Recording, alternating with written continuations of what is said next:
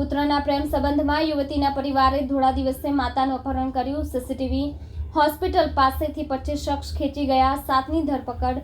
Reconstruction સમયે આરોપી રડી પડ્યો। સુરતના પાલ વિસ્તારમાં એક ચોંકાવનારી ઘટના સામે આવી છે, જ્યાં એક યુવતીને ભગાડી જનાર યુવકની માતાનું દિન દહાડે અપહરણ કરવામાં આવ્યું હતું। આ ઘટનાના લાઈવ સીસીટીવી ફૂટેજ પણ સામે આવ્યા છે, જેમાં કેર એન્ડ ક્યોર હોસ્પિટલમાં નર્સ તરીકે કાર્યરત મહિલાનું તેના કાર્યસ્થળથી જ 25 જેટલા શખ્સની ટોળકીએ બળજબરીપૂર્વક અપહરણ કર્યું હતું, જેમાં નર્સને માર મારી ગંભીર ઇજાઓ પહોંચાડવામાં આવી હતી। હાલ નર્સ ગંભીર હાલતમાં આઈસીયુમાં સારવાર હેઠળ છે। પાલ પોલીસે તાત્કાલિક કાર્યવાહી કરીને 7 આરોપીઓની ધરપકડ કરી છે।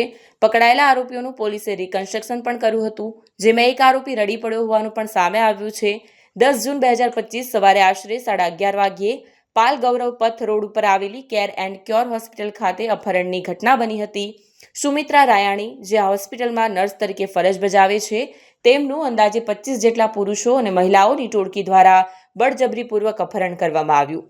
સીસીટીવી ફૂટેજમાં દેખાય છે કે આ ટોળકીએ હોસ્પિટલ પરિસરમાં ધસી આવી તેમણે સુમિત્રા રાયાણીને ધક્કામુક્કી કરીને શારીરિક હુમલો કરીને બળજબરીપૂર્વક એક કારમાં બેસાડી દીધા અને રાંદેર તરફ લઈ ગયા હતા। રાંદેર પહોંચ્યા બાદ જાહેરમાં સુમિત્રા રાયાણીને ખૂબ જ મારવામાં આવ્યો હતો। આ ઉપરાંત તેમના ગુપ્ત ભાગે પણ ગંભીર ઇજાઓ પહોંચાડવામાં આવી હોવાના આક્ષેપ છે।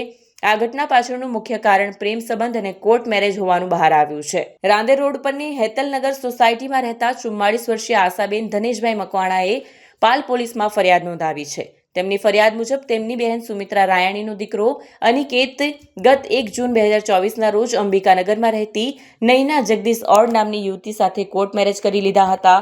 ત્યારબાદ ગત 28 મે 2025ના રોજ અનિકેત અને નૈના રાંદેર પોલીસ સ્ટેશનમાં હાજર થયા હતા અને સાથે રહેવા માટે નિવેદનો નોંધાવ્યા હતા।